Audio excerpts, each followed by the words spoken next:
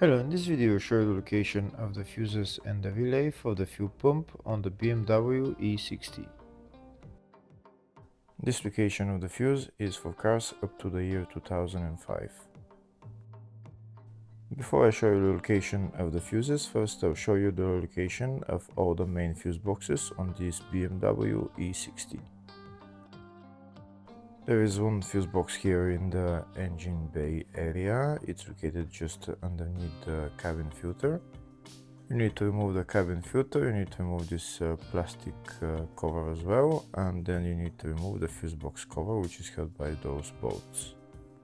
This is the engine bay 1 fuse box. Next I'll show you the location of the fuse box in the fascia. This is the fascia fuse box, just in the glove box. You need to pull down the glove box. There's those two knobs that you need to turn, and that's the glove box fuse box right there. There's another main fuse box for this car, and it's located in the load area.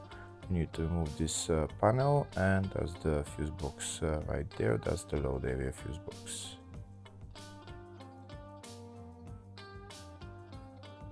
In the description of the video I have links to tools that I recommend for doing jobs like this. Just check out the description of the video. Next I'll show you a diagram of all the fuse boxes for this BMW E60 up to year 2005. That's the engine bay fuse box that I showed you, the fascia fuse box which is in the glove box, and the load area fuse box which is in the load area, and then load area 2 fuse box which is on the battery. Next I'll show you the location of the fuses and the relay for the fuel pump on this BMW E60.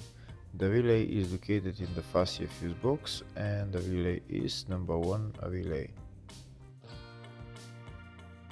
Next we'll show you the location of the two fuses for the fuel pump. They're located in the load area 1 fuse box, and the fuses there are F50 and F71.